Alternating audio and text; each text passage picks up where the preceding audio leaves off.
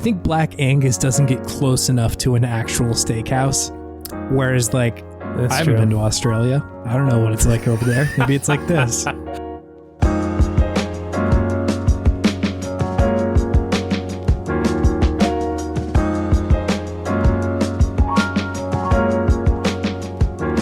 Welcome to Video Game Podtimism. It's the Optimist video game variety show where two best friends talk about the wonderful world of gaming. Today, my friends, I am Chase.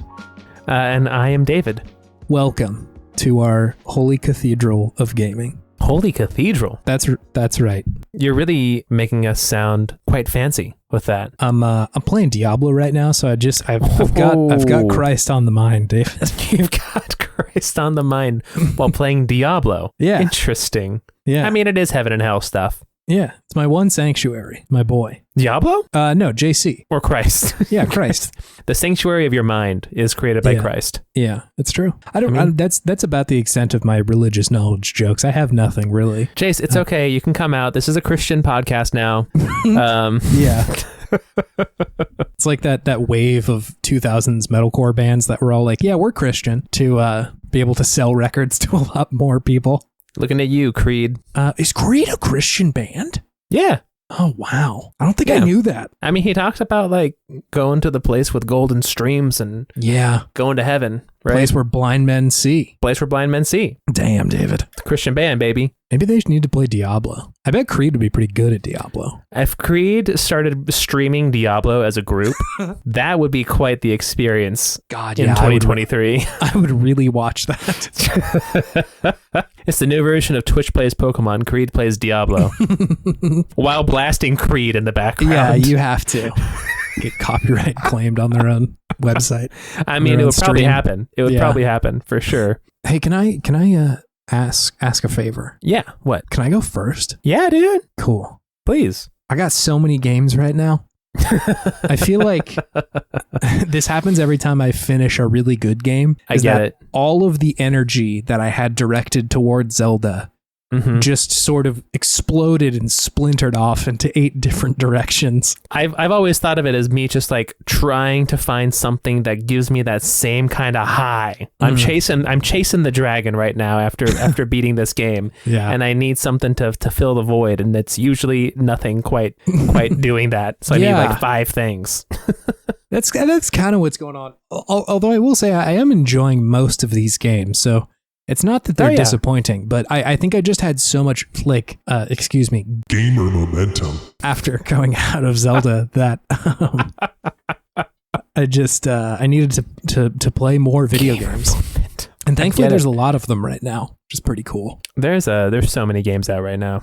Yeah, cool. Then let me start. Please. I want to start with System Shock, David. Whoa. Yes. Like the classic System Shock from like the 90s? Is that what it's from? Partially. Yeah. Very recently, like a week or two ago, there was a remake of it that came out. No way. I had no idea. Yeah. It's for the moment, I think it's PC only. My understanding is that they are going to release it for like consoles and stuff, but they for now it's just on Steam, which may be why it hasn't like popped up on your radar quite yet. Gotcha. But so like they put out a remake of, like you were saying, the very classic game. It came out in 1994. In fact, it's been a minute. Wow. Which I think it's worth going over a little bit of that like history of that game. Mm-hmm. Or at least the impact of it, because this was like just before my time. Like if this came out in 1994, I am 4 years old at that very moment. So like I'm not going to be able to play a real thinky kind of game. No. But it's because it's a sim. It's an immersive game. sim. Immersive sim, right? Yeah. Yeah. Which I'll get to in a second, like why it is that. But like essentially it comes out and like I don't think that it had like a gigantic splash. It's sort of after the fact that people were like, oh shit, this is really incredible. And then also seeing the impact that it had on other games was really apparent too. Like in the original one, it was one of the first games. I don't think it was exactly the first, but it was one of the first games to have like audio logs as a way to tell story. Oh, which was Ken Levine has entered the chat. Exactly. Yeah. Well, and there's like kind of that direct connection because Ken Levine would go on to make BioShock after this, which is like very much a spiritual successor to System Shock. Yeah. And a lot of the same people who worked on System Shock would also work on BioShock. Yeah, so it was mostly just like an inspiration point, System Shock. But there were like a lot of people working on this game that were pretty significant at the time. Doug Church is one of the people who was there. Austin Grossman and Warren Spector were people who were working on this game who like would eventually go on to do a bunch of other gaming shit. Mm-hmm. And so it's this like very foundational piece of video games, and one that I think like I didn't really discover the effects of this game or the like, you know, quote unquote like real immersive sims until kind of later in playing video games. Mm-hmm. Like I missed this one originally. Obviously I was a child. I never played Deus Ex when that came out. Mm-hmm. I think Dishonored is sometimes listed as an immersive sim. Yeah. I'll say like when I played those when they came out and kind of didn't get it. Dishonored? Yeah. Like, and to be honest, still kind of don't. I think like Dishonored for whatever reason, just like something about it kind of doesn't jive with me in the perfect way. But I really liked that reboot of Deus Ex that we had kind of talked about recently. Yeah. And really, really liked Prey. That came out in 2017. Mm-hmm. I think that was kind of the one where I was like, oh shit, this is a really, really good kind of video game. Yeah. And one that I think just because it is so hard to make, you don't see a lot of them very often. Mm-hmm, mm-hmm. And so it was kind of recently that I like picked up on this vein of genre, right? Okay, I am interested in these kinds of games. And so kept playing the Deus Ex games and then was stoked because like I had never played System Shock, but had seen screenshots of System Shock and was like, I don't know, you guys. I don't know if I can collect this. Like, fair. It looks really, really dated in a way that like sometimes doesn't really bother me, but it was in that period of time where games were trying to be 3D, but like hadn't quite figured it out. Yeah. Like, you know, like Star Fox on Super Nintendo is like the frame rate is really bad and like the controls are kind of rough. So like it's sort of that ethos of like the UI is pretty tough and like, maybe I could get over the graphics, but like just interfacing with the game looked like a challenge. Mm-hmm. However, in the remake of the game, they've changed a lot of that to the point where it's a lot easier and a lot more modern to play, which I was excited about because I was like, great, I can experience this. And from what I understood, it wasn't a reboot, it was a remake. So they were mostly trying to adhere like, okay, we're just kind of going to update this game visually and like UI wise. Mm-hmm. And so, yeah, I fired this up and initially I was kind of like, I don't know if I get it. Like if I get why this is such a big deal. And I mostly went into it without the context that I'm talking to you about now of like what was the impact of this game? What are the things that it is doing that were novel? And I think what happened was it's like if you ever listened to like rock and roll after the 70s, you like go back and listen to anything before it. You're like, yeah, this kind of sounds like the rest of it, right? Like, why is this that dramatic? But it's like, no, you have to like kind of understand that this is like the first time that this has happened. Context is like, important. Yeah. And so like when I'm playing through it, I'm like, this does feel like a very modern game as far as like the way it's designed, but like not so far out of the realm of possibility. And it wasn't until that I was like, oh, like this game is doing a bunch of shit in here that like literally wasn't done before or done well. And so I think it became a lot more easier to appreciate under that circumstance of like, okay, they're doing a lot with the storytelling with these audio logs. They really open you up to do kind of whatever on the space station almost immediately. I should back up and explain what happens in this game. It's pretty simple, honestly. Like you start out and you're some nameless hacker that's trying to hack into this company called Tri-Optimum to get like some kind of like schematic for a neural implant or something like that.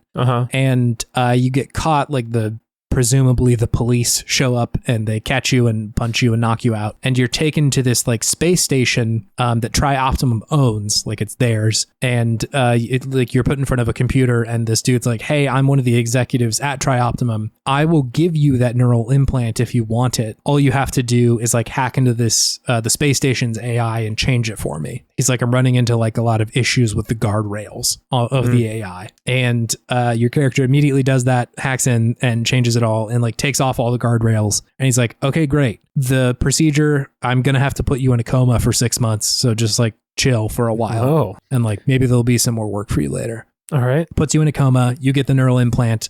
You wake up and the space station's fucked. The AI has run rampant and everybody is either dead or turned into this like mechanical human hybrid that's like totally fucked up. Oh no. And so a lot of the story that is playing out there is like audio logs of how did this happen? What happened?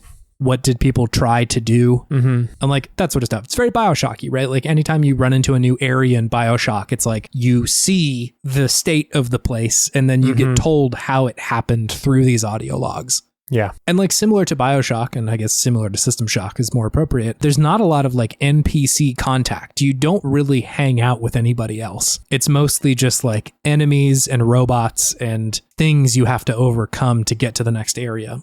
And it kind of where the immersive sim part comes in is that it just gives you very little. Like it says like, okay, escape, essentially, like get out of here. And somebody calls you and they're like, hey, the AI is currently planning on shooting a big laser at Earth and killing everybody. Like, please stop that. And that's pretty much it. Like you wake up and there's like a crowbar and you pick up a crowbar and you go wander out into the space station and there's like an automated message that plays from this AI called Shodan or Shadan or whatever. I'm actually not clear on the pronunciation, but they say like, okay, here's the 14 levels of the space station. You're in medical, which is like lower, and here's everything on every level. And the next implication is that eventually you do get a call from the actual Shadan, not the automated message, but the AI who has taken over the station. She's like, hey, fuck you. I don't like you. And I'm going to turn you into a robot like I turned everybody else into a robot, and I'm going to blow up Earth. She keeps calling you like an insect, essentially, like very menacing sort of stuff. Damn. Which is great. I really like that. It's very fun. It's like GLaDOS without the humor. Like she's just menacing and terrifying. Stone Cold GLaDOS. Yes. And so the game essentially gates you by saying, hey, if you want to proceed, you're going to have to like take these levels over. To do that, you can just like destroy these cameras that have Shadan's like AI in them. And there's also like AI core areas that you can go and fuck up if you want to. But a lot of the challenge is like, how do I get there? Which is, you know, you kind of just open up into a map and it's like, all right, well, let me go check over in this room. And all right, I got a key card from that. And there was an audio log that told me what the door code for this area is. Let me go put that in. And then, well, it looks like there's a gap between this area that maybe there would be a bridge in. So let me fall down over here and like go see if I can't fix that. Sure. Until you've, you know, either crushed enough of the like AI cores or the cameras to proceed up a level. It's like she's essentially stopping you from using the elevator if she's got control of the level, so you can move through it that way, which is it's all really fun. I think this game is mostly a mechanical experience. I think Bioshock and all of the games in that series lean a little bit heavier on the story, which I think I wasn't expecting, but that's like the context I was coming into it with. And so to have it be like the story is mostly just like this place is all fucked up and the people here got pretty screwed. It was a kind of an adjustment to be like, oh, this is mostly just like a mechanical playground that you get to go hang out in. Yeah. And also not in the way that Prey was, right? I think Prey had a lot of like RPG in it, and this one has not as much of that. Sure. It's a lot more just straight down the middle immersive sim of like, I can either jump over this pit or I can't. And if I can't, then let me go try and figure out a way to get around that, which is cool. I think like I wouldn't call it a more pure version of that, but it reminds me of stuff like in Far Cry 2, where you have this kind of emergent gameplay that's happening that isn't necessarily the consequence of like me leveling up my hacking skills or something like that. Sure. It's just like things that the game designer did not plan are happening, and that's fun and cool. Not to mention there are these like sections where you get to dive into like cyberspace to hack stuff.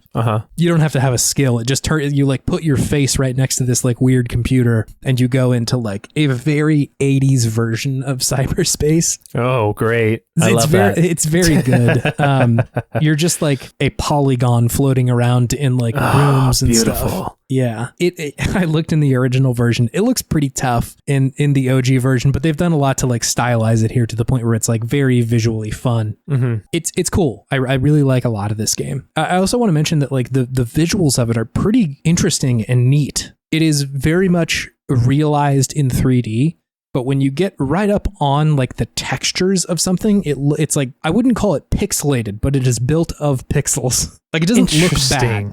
It's oddly hard to describe, but built of pixels, but not pixelated. Yeah, like there are enough of them that it doesn't look like an NES game. But when you get right up next to it, you can see like what the texture is. It's like a collage or something like that. Kind of, yeah. And Pixel like you don't really notice it while you're just kind of wandering around. It just looks like a 3D space. But because of that, it's got this really interesting visual language that is almost saying like, we know that this is a game from 1994. We've just kind of updated it to the point where like it is living in 2023, but acknowledging that it is a remake. Yes. This is a remake of an old game.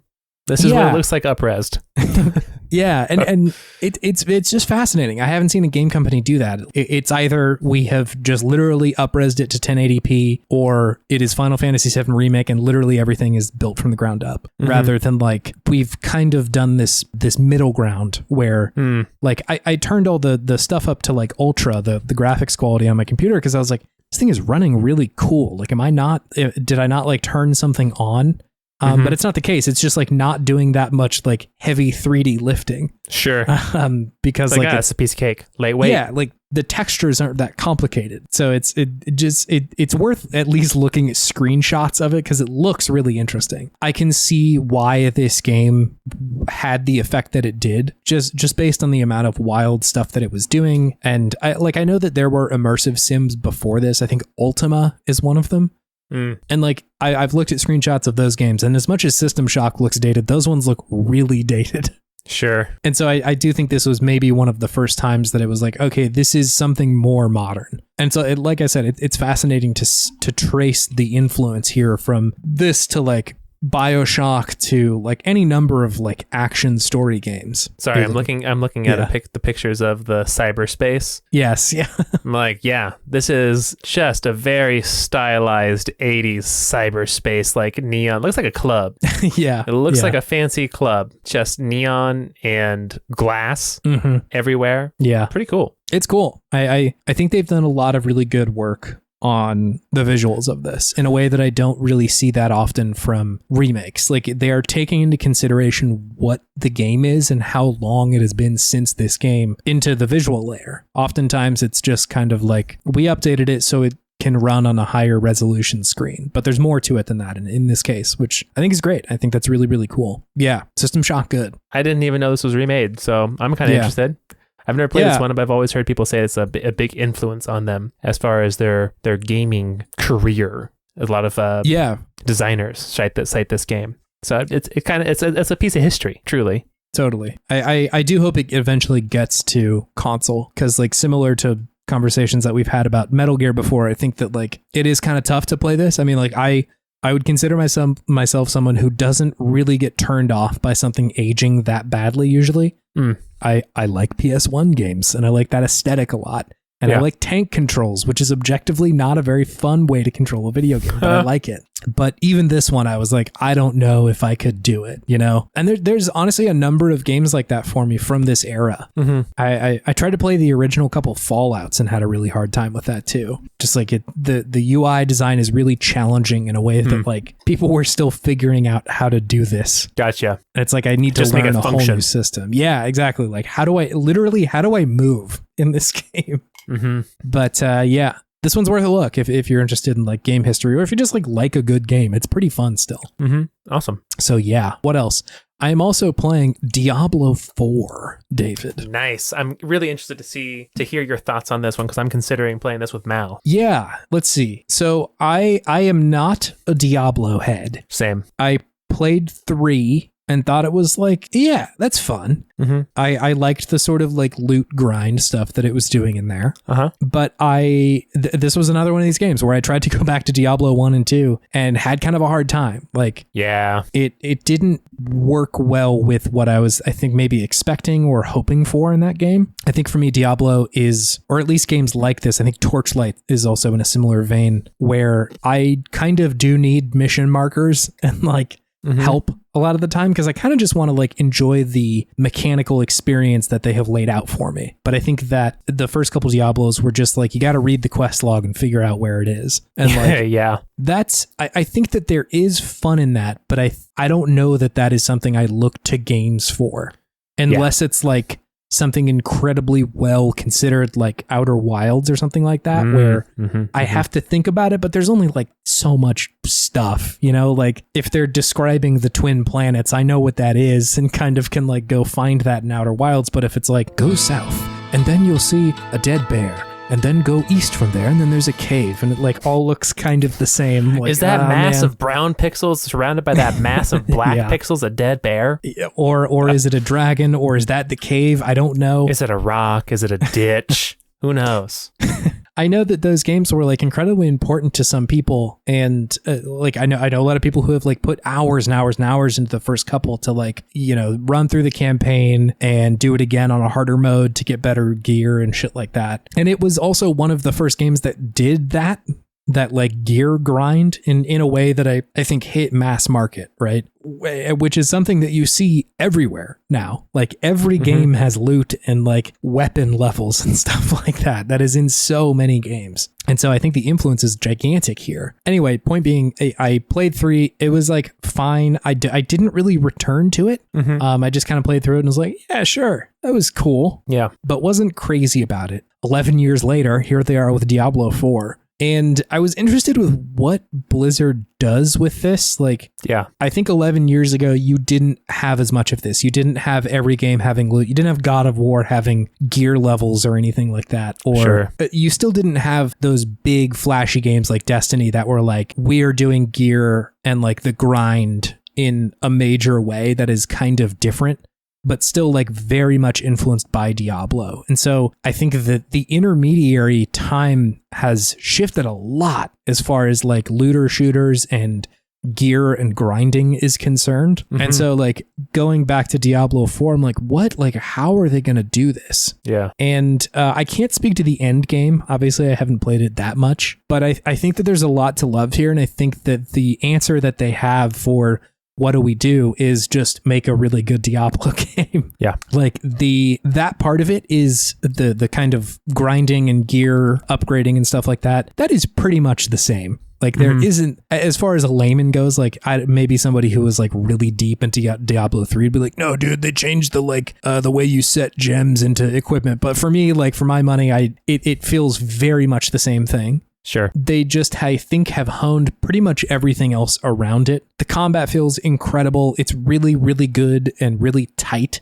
I'm playing like a sorcerer, essentially. Nice. And so a lot of it is just like casting fireballs and fire bolts and lightning and shit like that, dashing around the battlefield to try and like keep distance from people and fighting people that way, which feels really, really good. I think they do the smart thing of you've got like skill trees and shit, right? So whenever you get a level up, you can put a point into a fire spell or an ice spell or something. Experiment with those and figure out like which one of these work with how I want to play. And then if it sucks, you can just refund your points for like minimal amounts of gold, like very, very little gold, and totally change your play style altogether. Like today I was playing mostly like fire focused stuff, and I was like, fuck it, I want to try lightning, and then totally changed it and redid it and was like, this is great. It feels like kind of different, but they all of that just feels like fun to do. Like it is literally fun to click and blow dudes up. I think that the thing that I have noticed the most dramatic change in is the tone of this game. Okay. I think that Diablo 3 almost was getting to the point of being closer to World of Warcraft than it was the original 2 Diablos. Sure. Like the tone in the first 2 is pretty dark and dour. Yeah. The devil's back. Yeah. Yeah. Literally Satan's here. Yeah. And I don't blame them for in the third one trying to see like what does it mean to be Diablo 3 now, because it had been so long since 2 that like graphics had really changed entirely. I don't think it's a bad idea to try and rediscover like what their visual language was at that time, but I do think it took away from the tone a little bit of them trying to be like, it's the devil and stuff, and there's angels and all that sort of stuff going on. God and Satan. Yeah. But like from the jump in this one, it is much more frightening and scary. And like they've shown this like cinematic that essentially serves as the intro of this game, I think at some places before, but it's like essentially these 3 dudes walk into some kind of like, or 4 of them are like in some kind of old tomb or relic or something like that. And there's all these like demons coming after him. There's like one guy who's like maybe a priest or something. And they'll get tossed into this room. some kind of ritual starts happening, and it looks like they've all kind of been misled, and like their blood is being drawn out of them by this like fucked up priest guy. Oh no. On these like big pillars in the middle of the room. It eventually forms this like thin layer of like kind of fleshy film over the top of this area. Oh god. And fleshy Lilith, film is a bad time.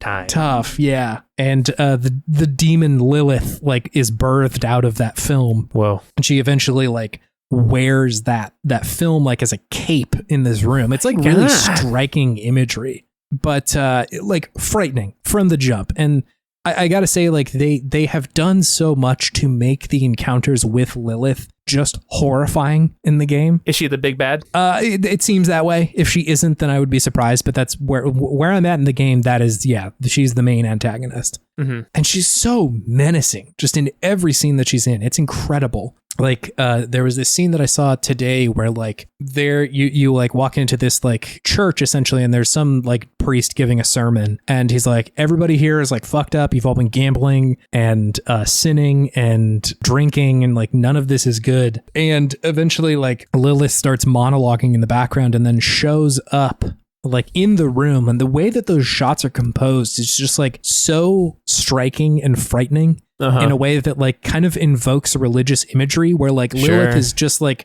a shadow, like a shade, and she is positioned like right in the middle of the screen in this like horrifying way. And they really let you linger on that shot for a little while. It's not this like kind of weird Dutch angle in the corner where you see her coming out of the corners or anything like that, or it's not trying to jump scare you. It kind of lets you see her in a way that is like really frightening. Mm-hmm. It reminds me of like in like Hereditary or something like that, where some of those shots, they really let you see what's going on in there. They sure like do. Still very scary. Yeah. And for the same reason, I think this one is really, really good. The way that scene plays out is that essentially like Lilith comes in the room and convinces all these people like, you should follow me, fuck this guy, essentially. And like give into what you want to do. You should just do that. And the people promptly murder this guy. And like the way that they animate the people like fighting him is just horrifying. Like the faces of the like people, crazed animals, essentially. Yes, like the woman who's like, you know, hitting him with some like religious trinket or something. Like her eyes look crazed, right? Like just she's out of her mind and like almost smiling in part of it. Oh man, it's really good. Like I think that they do so much to set the tone as like, this place is not good. And yeah, in a way that I'd never really experienced in Diablo 3. There were like hints at that tone, but I think the game kind of undercut itself sometimes with like it being kind of goofy, or like the parts of it just didn't really hit as hard. Whereas like this is really always reminding you like shit's fucked out here, man. No, Blizzard really knows how to make a good cinematic. Yes, yeah, you know, like those ones for Overwatch are like Pixar level quality. It feels sometimes. So it's cool to see that they're able to switch tones so well to horror and genre so well to horror, and still make it effective and interesting and cool. Kind of in a way. No, yeah. Terrifying, but cool. It is cool. And like at no point am I really like quaking in my boots, but I'm really glad that like they are able to hit this tone, because it's exciting. It's very fun to exist in this world of like, I don't know what the next story beat is going to be, but I know it's going to be a little spooky. Just really, really good. And I think it is closer to the tone that they were setting in the first couple, which I know that some people will be happy about, but I do think that like that tone is more effective for this kind of game. You are very much trying to like go in and like root out evil in the way that the game works, right? Like these like dungeons that you go into, you are just kind of diving deeper and deeper into them, and to eventually fight some like horror that lay at the bottom of this catacomb. Yeah. Which is good. I think it sets up the fact that there is like unknown terrors in this world pretty well, and that maybe you should be scared, because it is hard to beat these people, right? Like you do have to prepare yourself and stuff, but I think it is really fun to go down into just a dungeon and fight a bunch of like skeletons and goat men and little horrors that they've summoned and stuff. Skeletons and goat men. There are literally goat men in this. It's very good. Yeah, like satyrs, right?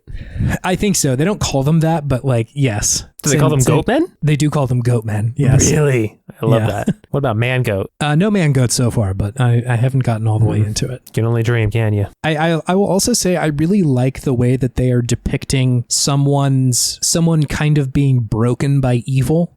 They do a good job of showing people like who initially are like sometimes talking directly to Lilith and being like, I've heard of you. People used to tell stories about you. I don't want to be around you. And it shows very well of Lilith kind of just like inviting them in and like inducing a little bit of doubt. Yeah. And them slowly kind of walking through the process of like eventually losing their mind, you know? Sure. Which is great. I think it's really good. It's hard to do, you know, like I think on the other end of that, you've got something like Vegeta in the Majin Buu saga where he literally has like a tattoo on his forehead that's like, I'm a bad guy now. I got my mind taken over, you know? Like, I'm bad, Vegeta. Yeah. The M stands for Malo. For Malo. Which is like not subtle, right? Like that is not, he's literally wearing it on his forehead. What is going on? And doesn't he have like darkness around his eyes too? Doesn't it look like he's like wearing eyeliner or something? Yeah, eyeshadow or something. Eyeshadow, right? So good. I think in this, and I think you also get it in something like Mass Effect where the like idea of indoctrination is in there where they don't show it overtly all the time. Somebody isn't like hunched over and like, I look like a bad guy now. It's just sort of like their actions have changed and you see the kind of subtle ways that that's happening.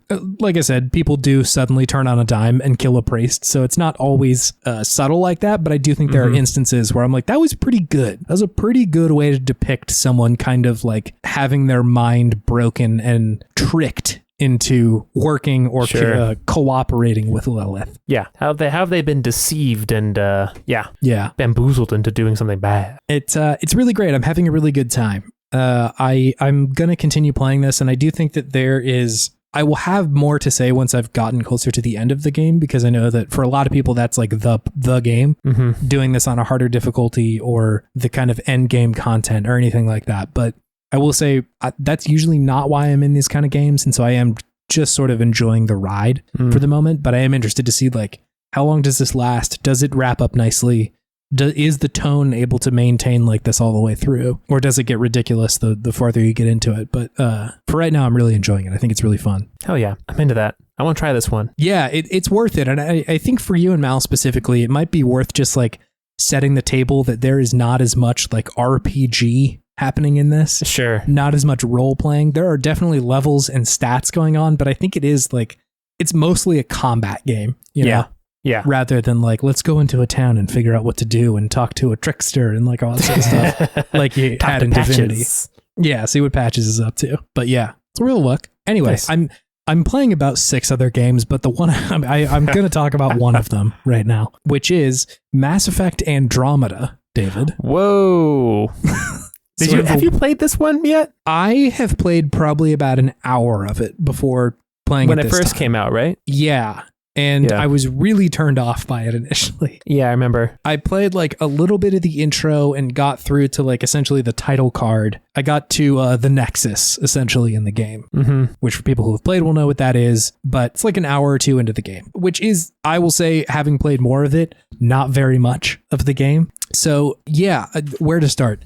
This game is a lot. There's a lot to say about this one. I will say that like the first trilogy is like very important to me as a video gamer. I like every one of them came out at kind of a critical point in my like actual life and my video game life, right? The first one was 2007. It was like in kind of late high school there. Still very much playing video games, but like I don't know. It felt like kind of a shift of what I expected from games and what I wanted from games. I had like played a bunch of other BioWare games up to this point, but hadn't really experienced this level of like, wow, this is a fucking cool game, dude. I was always into space, so like I'm kind of a sucker for that stuff. But yeah, second one came out in 2010 and then 3 in 2012. So like just kind of big milestones at the time. It was like right during high school, right towards the end of it, and then a little ways afterwards too. Yeah. I was like shockingly broke at the time that the Mass Effect 2 came out, so had to like solder the inside of my Xbox 360 to hack it and then try to download Mass Effect 2 on like multiple big DVDs and shit. Did you really? I did, yeah. I had no idea about this. That's amazing. It was janky. It was a very janky way to play that game, but I did play it that way. It worked. It worked, yeah. Wow. it would freeze and like blow up every now and then, but got to the end of it. But yeah, so point being, like, the first three just like influenced me a lot, and oftentimes I think when I'm thinking about what I like in games, Mass Effect comes up in my head of like, I like this and that and this thing and that thing. And so it's sort of an impossible task to imagine a game that could follow that up. And I think I tried to temper my expectations as much as I could when I was starting to play Andromeda. But even still, the first time I fired it up, I was like, I don't think this is it, man.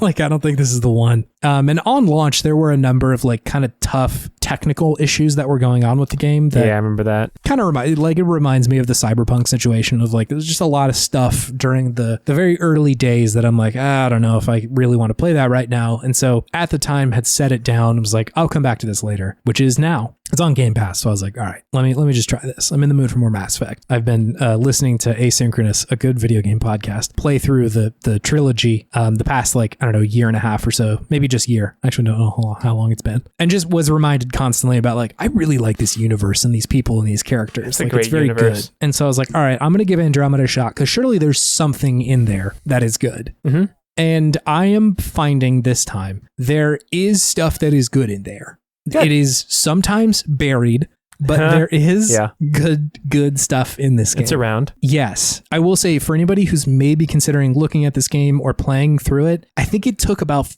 4 hours until I was like, hey, this is Mass Effect. I'm playing a Mass Effect game. Up until then, it was kind of just like a weird 360 era shooter. The for those who don't know, like, the setup of the game is that you're on this arc, essentially, that was sent through space from the Milky Way to the Andromeda galaxy, and the people on it have been asleep for like 600 years, right? Like a long time. And you show up to this like galaxy and these planets and systems with the hope of like, we're gonna find a new home here. That immediately goes to shit when you come out of like the dark space, right? When you show up to these planets, things go really bad really quickly, and like the planets that you expected to be totally habitable are really not that. Sure. And so a lot of the initial part of the game is just like figuring out what's going on and why. There's this thing called the Nexus that is kind of like the Citadel from the first one. So it's like, that's pretty much what the figure it's holding in this game.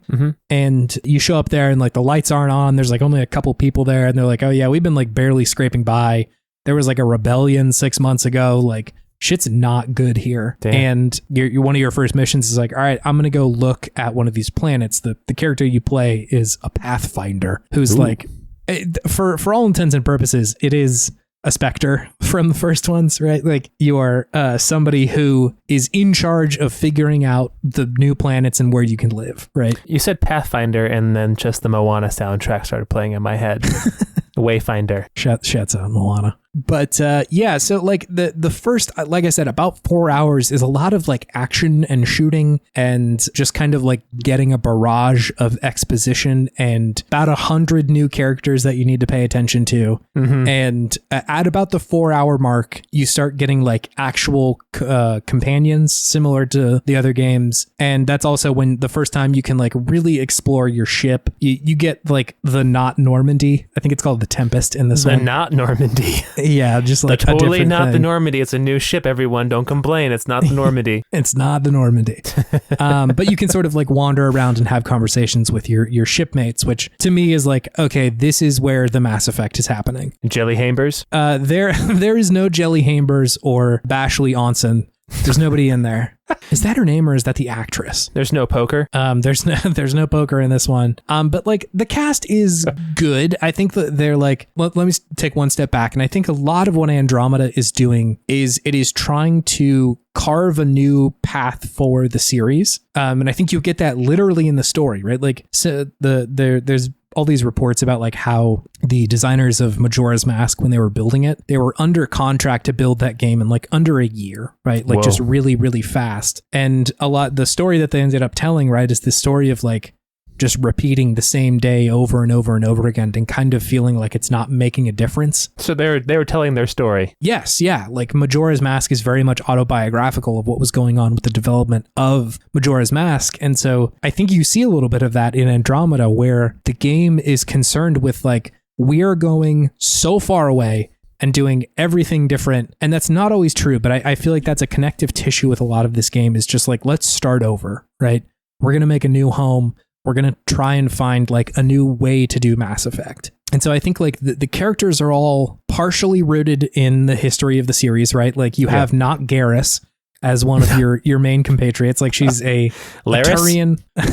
She's a Turian. I think her name is Veta or something like that. She's a Turian who like just gets shit done and like is really nice, but is very concerned with like outcomes and like making sure that something actually happens, right? Sure. The practical one. The practical one, yeah. You have Korra, who is like the Avatar?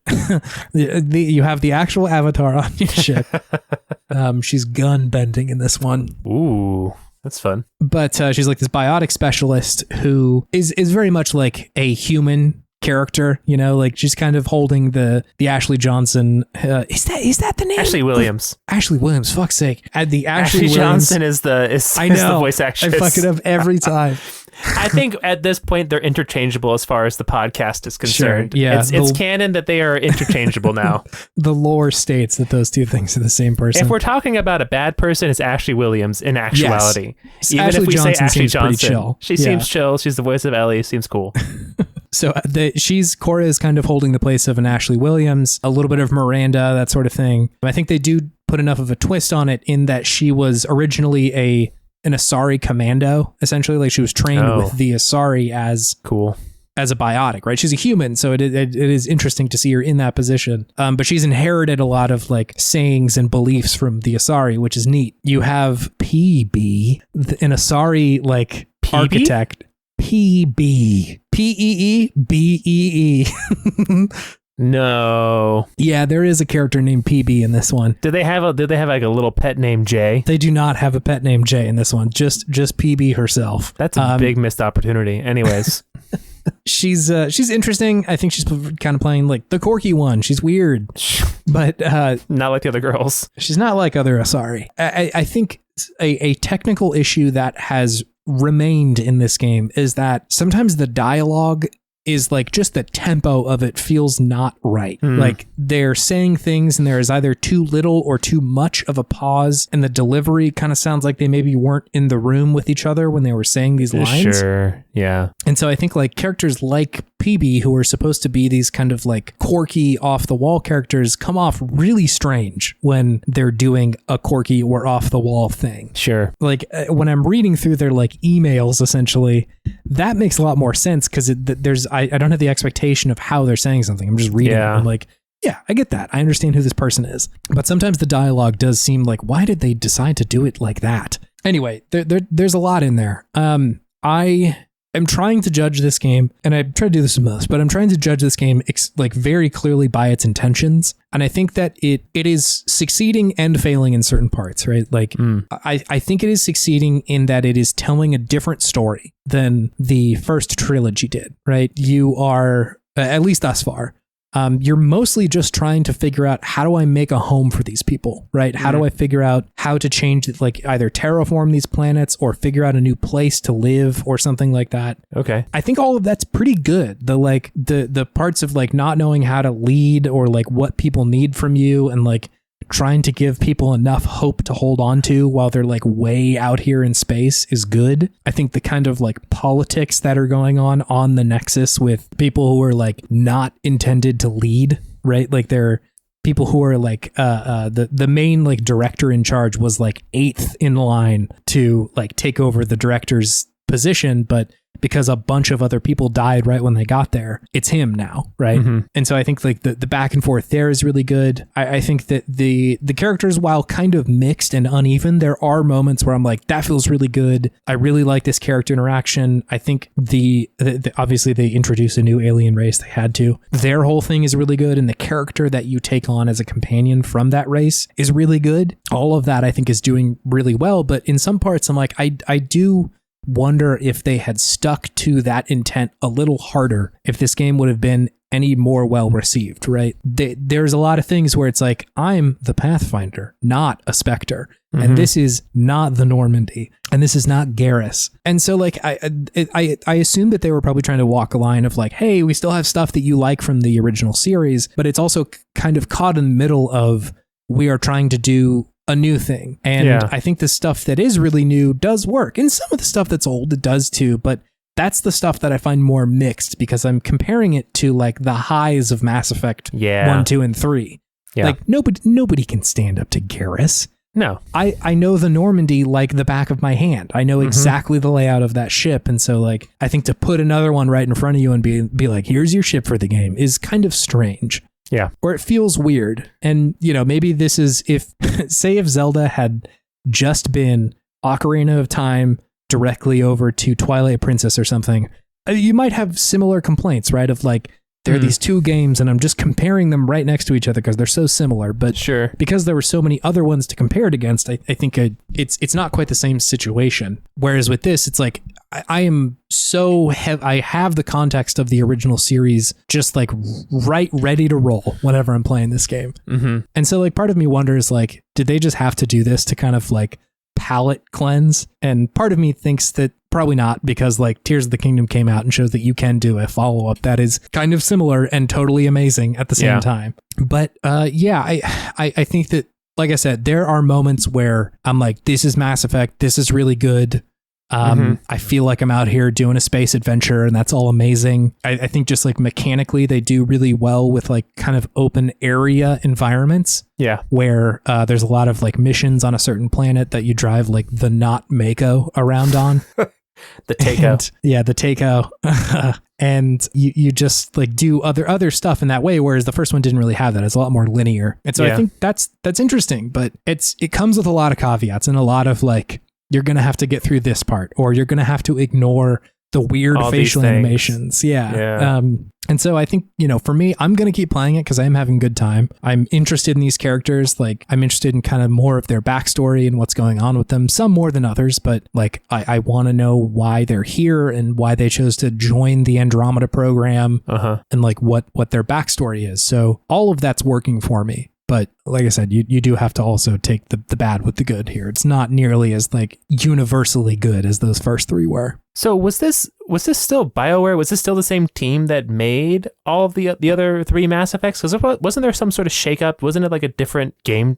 Weren't the game directors different at this time? Because that would make a lot of sense why it kind of feels kind of stuck between the past and the present. Yeah. Casey Hudson, the creator of the Mass Effect series, left BioWare in May 2014, while Drew Karpyshyn, I think is how you say it, writer of the Star Wars Knights of the Old Republic and the first two Mass Effect games, returned in 2015. Dragon's Age writer David Geider left BioWare in 2016. Chris Wynn and Chris Schlurf, both of whom had an important role in the development of Mass Effect Andromeda, left in 2015, February 2016, respectively. And so it does sound like there's a lot of moving parts with this game. I think Andromeda came out in 2016, is that right? Yeah, it's 2017. So people were working on it and then they kind of left while it was in development. There's a lot of people who were there and then dipped. I also wonder like how much of Anthem played into this, of like they were just moving around resources from something to bank on Anthem for a little while, but that sure worked out, right? I know, yeah. Unfortunate.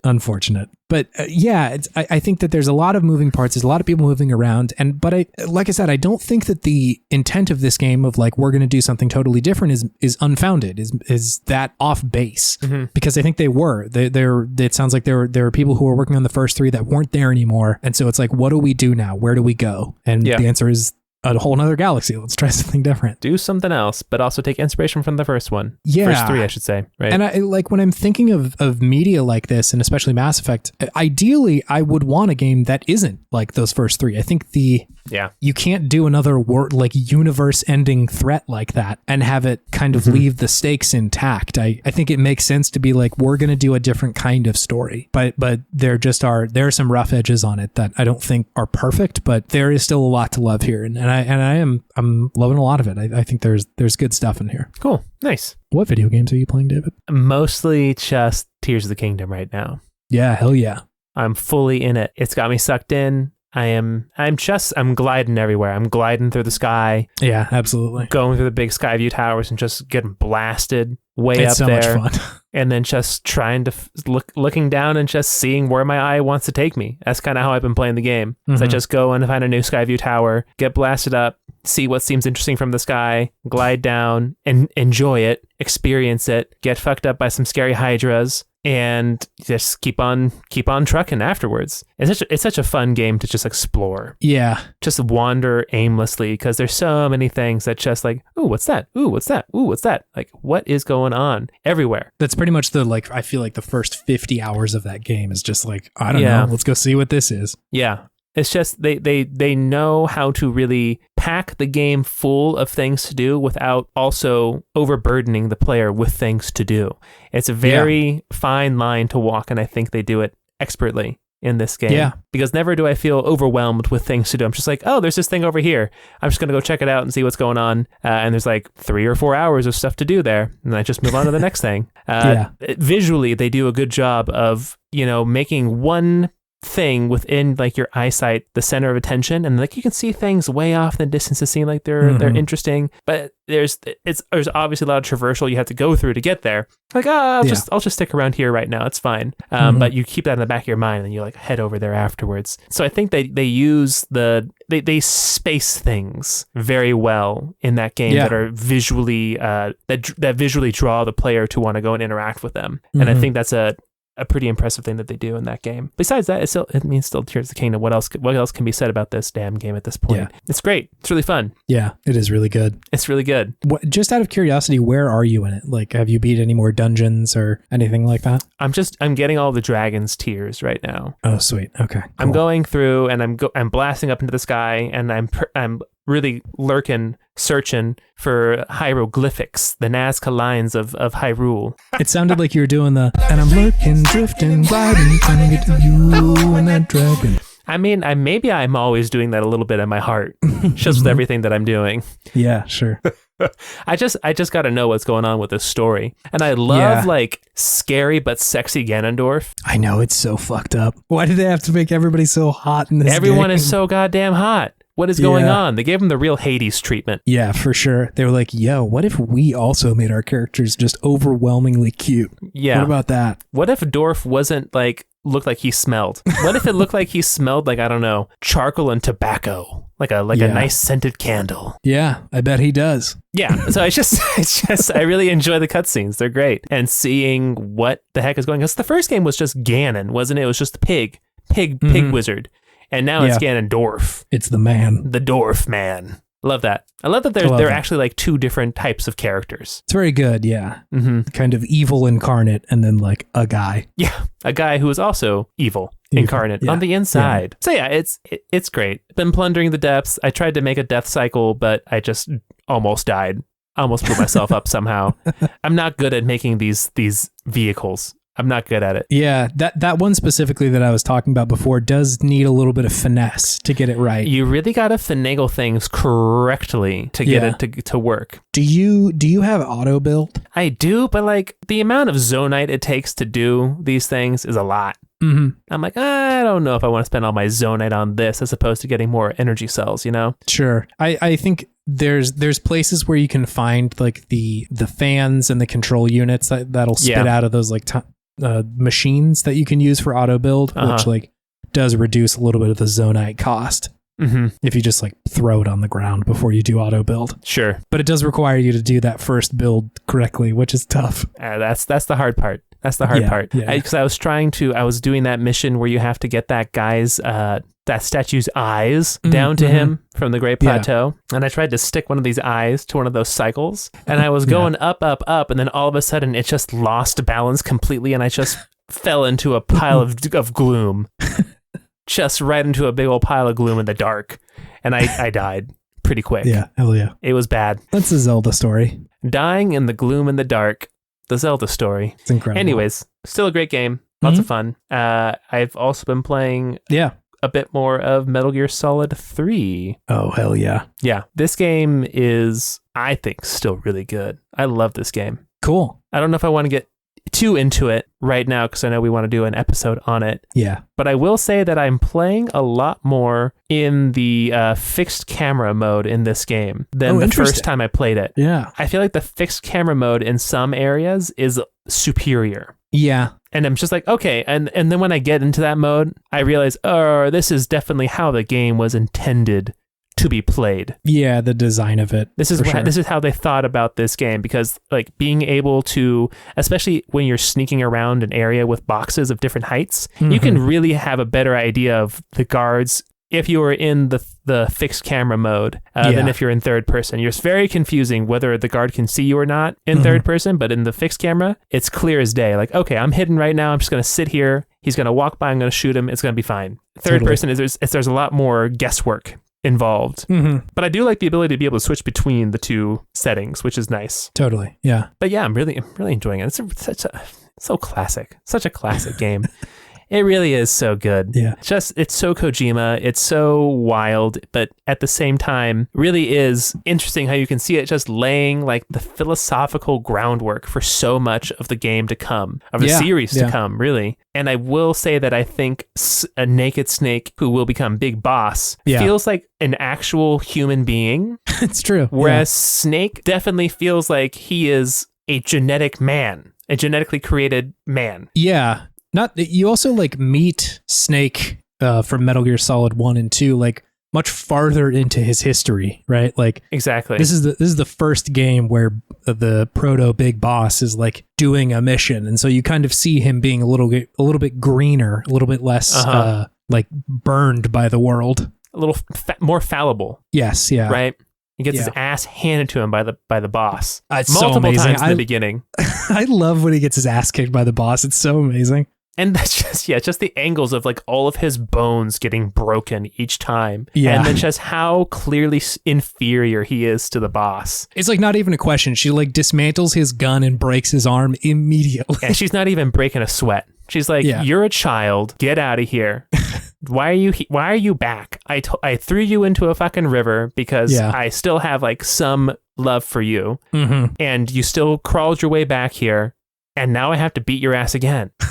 So it's such a great dynamic between those two characters and just the different philosophies that they're arguing and representing. It's so good. So yeah, I'm really excited to play the rest of the game. I'm decently far into it at this point. What's the last thing you did? Well, actually, no, I just fought Revolver Ocelot, and I'm not that far. Yeah. But again, that is the point where I played that game like for an entire Sunday and just beat the rest of it. So if you're very motivated, you can play a lot of that game. And I believe it. Yeah. So yeah, I'm stoked to play this again. I think playing this game again was worth it to bring my PlayStation 3 here on the plane and haul it around the airport from my parents' house. It's a so heavy machine. It's a big boy. It's the original PS3. That's a large unit. Yeah. That's pretty much all I've been playing. Sweet. Well, in that case, David, do you have something fueling your sense of podtimism this week? Yeah, it's a nice like legendary or magic sword. Oh, hell yeah. Absolutely. Always love it. Or like a legendary or magic weapon of some sort. Anything, really, yeah. Like a weapon that's been talked about in the game a lot, and then you all of a sudden you get it. You're like, oh, fuck, I get this thing? This is awesome. It's so cool. Specifically thinking about Master Sword in Tears of the Kingdom. Haven't gotten it back yet, but I'm getting close, I feel. Cool. And then just anytime in a game where you get just a sweet looking, powerful sword of legend of some sort, always just makes the little kid in me so unreasonably happy. Yeah. I do think if a game sets it up correctly, like the good sword hits a lot harder than like, oh, I got a really good drop from this enemy or something like that. Oh, yeah. Yeah, because when it's something that is mentioned in game specifically, it just makes you feel so much more a part of that world and that lore. When it's like, oh, now I am the wielder of this thing. I feel like the golden gun in GoldenEye. Ooh, it's like a big one. That's a classic. One shot kill. One shot kill, dude. Got to be careful. When you get the Blades of Chaos again in God of War. Yeah, that's a good one. It's really good. This part was so good in that game. The music in that section I thought was astounding too. Can I tell you about something fueling my sense of optimism this week, David? Yes, please. It's a character creator. Ooh, like a really deep one where you can make something really fucked up. Yeah, dude. Did I ever send you a picture of my Dark Souls 3 character? I don't know if you did. Oh, dude, he's a fucking abomination. Every now and then you'll send me a haunting picture of something that you've built, but I don't think I've gotten Dark Souls 3 before. A honking picture of something? A honking picture. I haven't talked about it because I'm not quite deep enough into it yet, but I've been playing Street Fighter 6. There's a very good character creator in which I've resurrected my UFC lore version of Wario where he's like a kicking monster. Oh, yeah. And so I've built that guy in Street Fighter, which is incredible. It's very fun. Wario Kickman. Yeah. Terrifying. Wario the kicking terror. It's really fun. I will say too, like the single player in that game is like really, really fun. Really? It's one of the better fighting game single players I've played before. What's so good about it? Or unless you want to save it for when you actually want to talk about it on the pod. I'll give you the like 10-second pitch. Is essentially like it is a Yakuza game in a Street Fighter game where like you wander around an overworld. You can fight fucking anybody. Anyone you can challenge a fight to, just like some businessman. Exactly. I haven't fought a kid yet, but there's just like a business guy that you're like, I want to fight you. And like the lore of the world is such that everybody is really into fighting. All right, Grandma, let's fucking go. Exactly. It's really fun. It's just ridiculous. It's not taking itself that seriously, but it is great, campy and fun and amazing. So yeah, it's really good. It's one of the better ones. All right. Struggling to think of anything outside of like Soul Calibur that the single player is as good in. Wow. Okay. It's really great. Noted. But we'll save that one for a later date. Do you want to move on to our main thing though, David? Yeah, let's do it. Cool.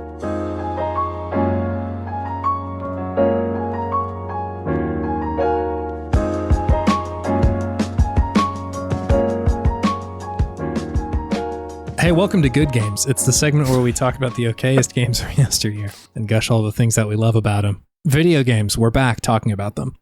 We got a request a little while ago, actually, now. So it's been sitting in the backlog. So thanks for waiting on this one, Joe P. But we are covering Musashi Samurai Legend.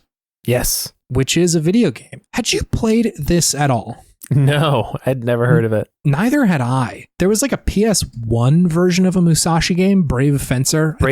Yeah. Yeah, which was on some demo disc. I don't remember which one, but I played that a fair amount. And like, if I remember correctly, it was pretty fun. Very different game from what I saw. Yes. Yeah, absolutely. It was like a top-down, like kind of brawler almost. Mm-hmm. But yeah, this one I hadn't really heard of, which is cool. It's a brand new experience. Sure is. Before we get too far, David, can I hit you with some hot stats about this game? Please. Cool. Hot stats. So Musashi Samurai Legend came out on March 15th of 2005. So this is, I think contextually, this is important. A little over half a year away from Kingdom Hearts 2 launching and a little over a year away from the PS3 launching. So it's kind of towards the end of the PlayStation 2's life cycle. Yeah. It was developed by Square Enix, which you'll know from them making every video game. No, they're the Final Fantasy folks, the Kingdom Hearts folks. A lot of that era of Square is pretty famous at this point. Mm-hmm. A lot of good games in there. A lot of specifically RPGs, I will say. Let's see. I do have a review of Musashi Samurai Legend. This one's from Joe Video, of course. Beautiful. I took their review and I ran it through Google Translate a number of times, one language into the other, eventually arriving back in English with a mangled and artistic interpretation of said review, which I will now read for you, David, to get an impression of what they're talking about. On Musashi Samurai Legend, Joe Video had to say, despite some new glitches and bugs in the game, Musashi, the Legend of the Samurai, is one of those games that has concepts. Spacious, packed with great music, and most importantly, incredible accessible, the Square Enix brand is stunning. The French translation is also a good reason to get this game. Also, this item is nothing special, so before you try it, simple and complex. Almost got you at the simple and clean jump scare there at the end. Oh, I mean, you got me with the simple and clean rug pull instead. Mm-hmm. I thought it was coming, but no. Me too. I was like almost wanting the translator to spit out what I needed, but simple and complex.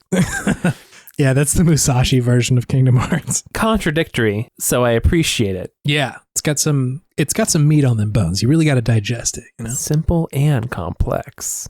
Sounds like a way that someone would describe a wine. Yeah, exactly. Just nonsensical. Yeah. Hey, could you tell me what this game is, David? Musashi Samurai Legend is a third-person hack and slash game with some RPG elements, where you take the role of Musashi, a samurai boy who gets teleported to this world that he is not a part of by the summoner princess to fight Gandrake.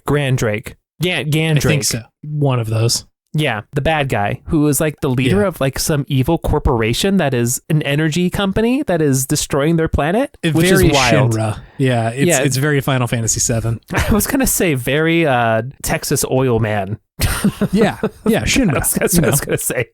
But yes, yeah. So yeah, you are essentially fighting this corporation's henchmen to rescue this princess that has been also captured and save this world. And you have some swords, you have some jumping.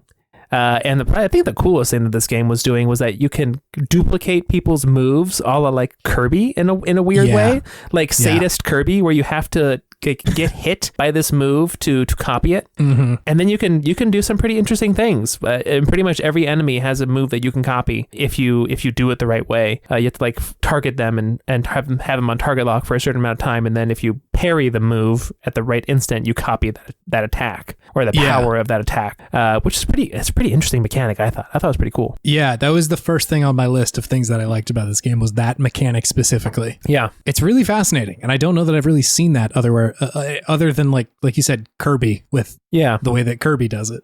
Yeah, copyability, sure, but not like where you really have to think about how you're timing it to steal this ability. As opposed to copying it, it more feels like you're stealing it because it's much more of a skill check to do this in a Kirby game. Very easy to do in a Kirby game, but when I was doing this, I was fucking up so much to get these moves. It was kind of hard for me. I don't know if you had difficulty too, but I thought the timing was a little difficult. The first like 10 times I tried to do it, it was tough. And then I think like once I got the realization that I have to press it like just right after they hit me, it got a little bit easier. Sure. But yeah, I was doing a lot of getting hit before that. Yeah. I just died once trying to figure it out. Yeah. It's fascinating. And like, I think unlike the Kirby games where you only keep that power for a little while, like that move is now a part of your repertoire forever, which is it's in your inventory at this point, which is cool because it seems like there's a lot of enemies, so you can potentially rack up a lot of moves, but it's also kind of intimidating because I was always a little worried of like, did I miss like in a really important part of my attack repertoire now? Like, do I not have like my combos or anything? Sure. Yeah, exactly right. Which I don't think is the case because like there aren't that many enemies to begin with, but still I was a little bit like I really got to be sure to get the move whenever a new person shows up. Yeah it makes it whenever you find a new enemy, it makes it exciting not just to fight them but to like see what kind of power up you get from fighting them. Yeah, which is pretty cool. Yeah, no, I totally agree. I think that was like a really, really novel part about it. I think it's interesting that they have that as a mechanic when Musashi is a famous samurai duelist. Yes, yeah. Right? So it's kind of an interesting homage to that of, I'm fighting my opponent, and as I'm fighting them, I'm also learning and improving myself as a fighter. Yeah. So I think that's cool kind of, I don't know, warrior mentality that this game evokes with that. He's got the Prince of all Saiyans built into his blood. And then Musashi turns around, there's a big M on his head, and he's got dark eyes. Bad guy now. He's got smoky eyes now. Yeah, no, it was a cool mechanic. I really enjoyed it. And I also think that there's a lot to love in this game. I thought this one was good as fuck, just overall. Yeah. I had a good time. I had a good time with this game. It was goofy as hell in some spots. Yes, yeah. But then in other spots was pretty interesting in what it was trying to do. Yeah, I feel like so much of this game has my name written on it. Start with Tetsuya Nomura. Oh my god, dude, my man is and on the zippers. the full display with the design of some of these characters, man. Yeah. Gandrake came out, and I was like, that is a that is a Kingdom Hearts character right there. That is Kingdom Hearts. Yeah. 100%. Yeah, so many zippers, so many big baggy jeans for no good reason. Yeah. Zippers and baggy jeans and very tight shirts, big baggy pants and zippers. That's his thing.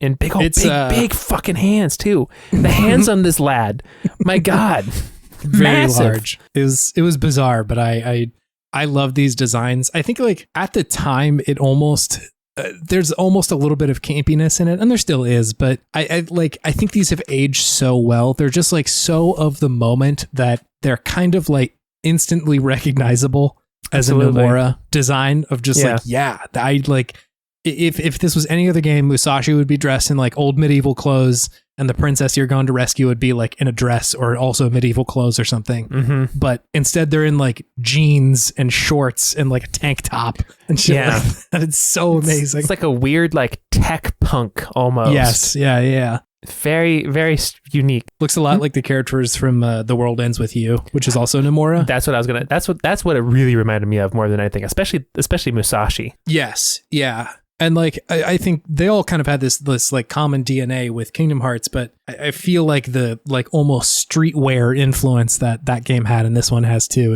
it's in there. It's neat. Streetwear, yeah. What about this game? I love the visual style of this thing. Like outside of the character design. Agreed. I was playing this like upscaled a little bit. Great Steam Deck game, by the way. I was playing it at like, I think it's just 2 times whatever the resolution is. And that looked so good. Just even the little bit of upscaling that it does there just made everything look so bright and colorful and clean. I feel like I know you say it's almost simple. I just thought it looked like it aged incredibly well, even with the small kind of like fixes that I was doing on my end. Like the color palette is amazing. I think the visual style is really good. I think it does kind of look like Mega Man Legends, and so I think that's why I'm so into it. But it's just like very bright, which I really appreciate. Like especially once you get to that first city, which is in a sky whale. Which is so fucking cool. A fucking squale. It's so sick. I loved like when they like said like, "Whoa, we're in the sky now," and then it like zoomed out into the view of the whale in the beginning. I'm like, this is so fucking good. I'm so into this. I really appreciated how there's like a hole in the wall of the city, and you can see the clouds moving by at a pretty decent clip. You're like, this whale is hauling ass through the sky, moving really quick. Loved that conceit. Just like the whole design of it, I thought was like it's got this kind of like optimistic view built into it, which I love that shit. That was really fucking good, man. Like we can do it. We can do anything. Yeah, and Musashi too is just like head empty save princess, man. Like my man is just, he's got nothing going on behind his eyes. It's just like, hey, I'm here to fucking fight and save people. I don't know. He's got some himbo energy. Yes, it's amazing. I really liked that. Yeah. Also, he kind of like, I feel like he's trying to talk like Keanu Reeves from Bill and Ted's Excellent Adventure. It's so weird. Is that right? Did you get that vibe? Yeah, I didn't clock Bill and Ted, but I get what you're saying. It's bizarre. The voice acting in this game is otherworldly, which is so strange. He called that guy Whisker Dude in the beginning. Yes, the whole thing is just like, what are we trying to do with the voice acting? Which, sidebar, I was going to bring up like how this game was reviewed at the time. And that was a big complaint from people, was that the voice acting was bad. And I understand the complaint that it is bad, but I loved it whenever this dumb man opened his mouth. I know. Because some weird shit was about to come out, and I love that. It was totally unpredictable.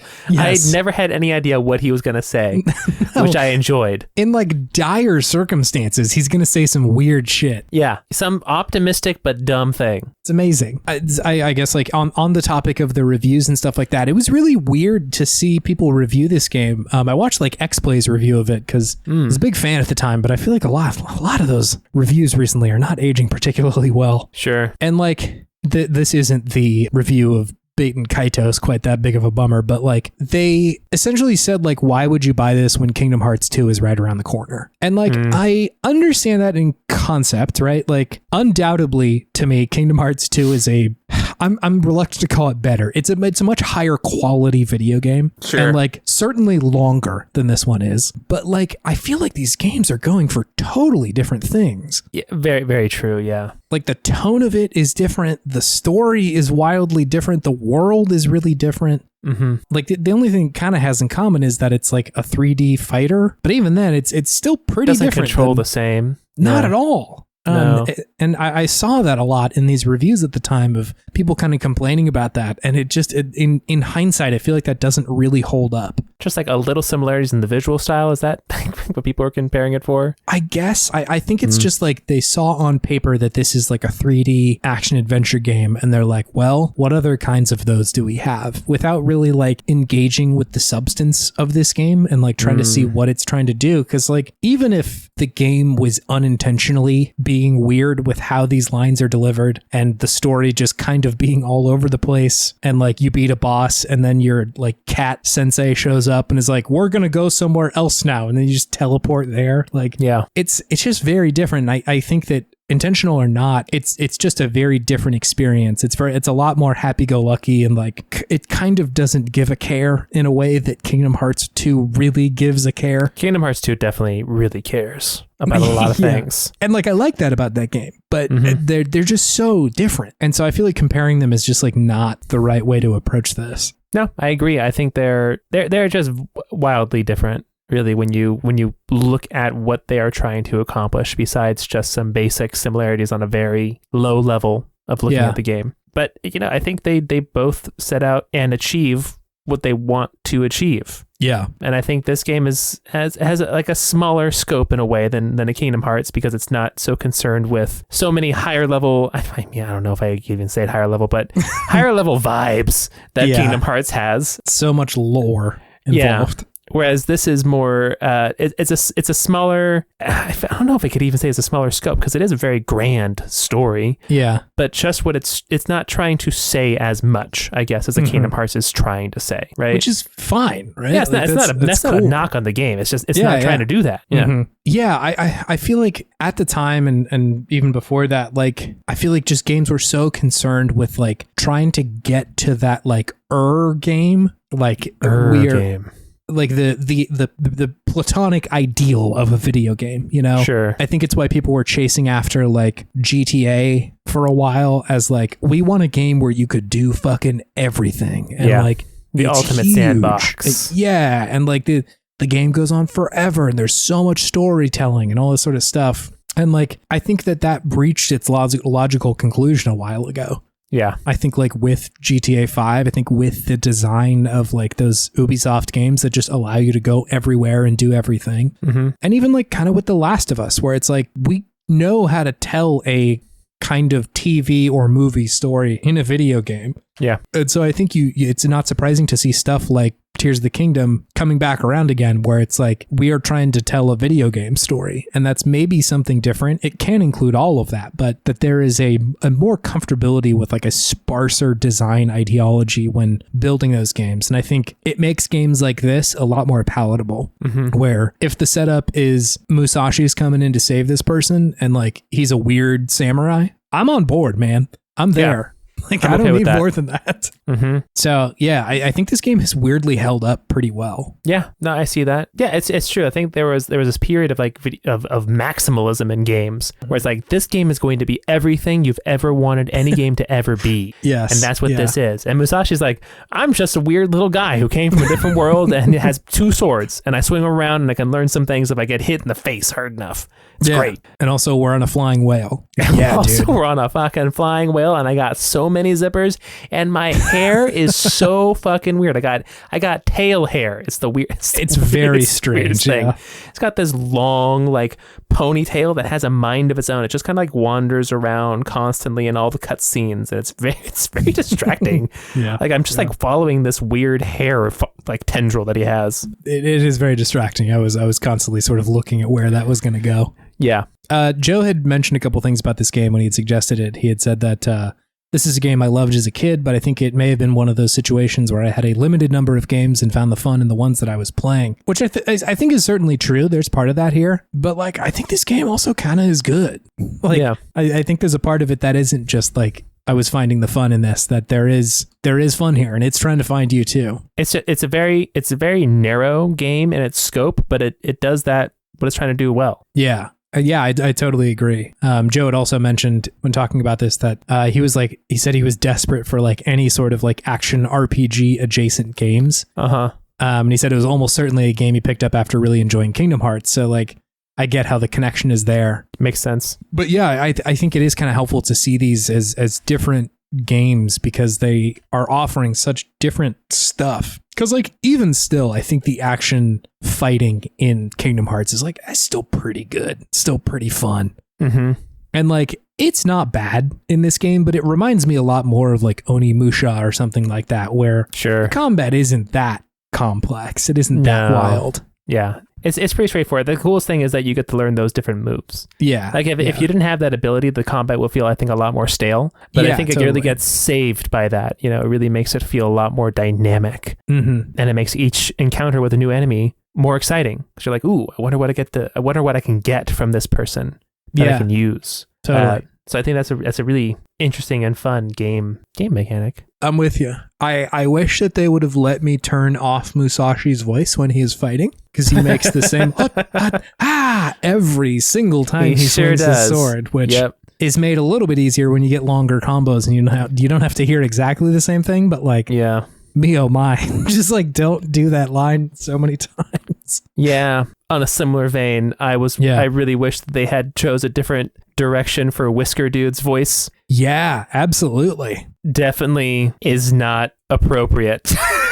Yeah. I don't think. And like it's so weird. It seems like they're like trying to be this like sensei figure, but also a cat. And I feel like that really gets lost in the mix and just kind of comes off as like kind of insensitive, you know? Yeah. They Not gave even him kind of just insensitive. Yeah. They give him a very stereotypical like Asian immigrant way, like cadence of speaking, like omits specific words and sentences in specific ways. And that part was probably the part that took me out of the game the most. I'm like, wow, this does not age well whatsoever. I see what they're going for. They're going for like a Mr. Miyagi type of deal there. Yeah. But doesn't hit well. Feels anymore. Bad, man. Yeah, feels bad. Playing it feels bad. But besides that, the game was pretty good. And it's interesting because it is made by a Japanese developer, but I'm like, who was the one who decided in the English casting that this is how this character would sound? Yeah, because like you could do it and it not be that big of a deal. Yeah, you could just make him sound like a cat person. Yeah. A cat would have worked fine. Like, that's fine. That's enough. Yeah, I'm with you. Because then you have the people in the whale who are like white folks and they all speak just normally. Yeah, just normal just like, English. This isn't good. Yeah, I feel It was definitely a misstep. I also was like kind of skipping through the dialogue of like, I don't think I want to hang out with Mr. Catman. No. A little bit of a bummer in an otherwise fun experience. Yeah, for sure. But yeah, I think that there's a lot to love in this game. A lot of really cool stuff that I think shines great in 2023, other than sort of the cultural stuff in there. Yeah, absolutely. I agree. Yeah. Good game. Thanks, Joe, for your suggestion. I think Joe might have also suggested Custom Robo, which like there's a similarity there. Is absolutely between those two similarity. Yeah, Custom Robo on GameCube. Definitely a kind of chipper but good video game collection there. Mm-hmm. Anime inspired. Little anime, yeah, totally. Anyway, thanks, Joe. Appreciate your suggestion. Yeah, thank you. It was great.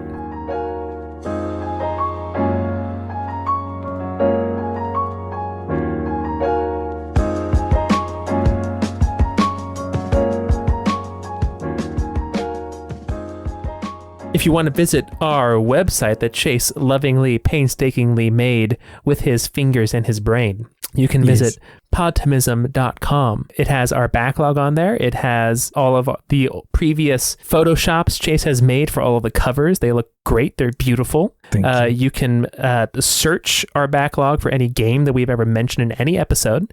If you're curious if we've ever talked about anything that you like.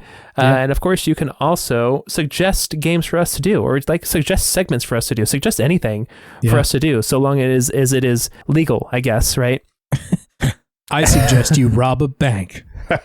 Well, they suggested it, so we got to do it. I'll do anything for the pod, man. Sorry, Joe Byron.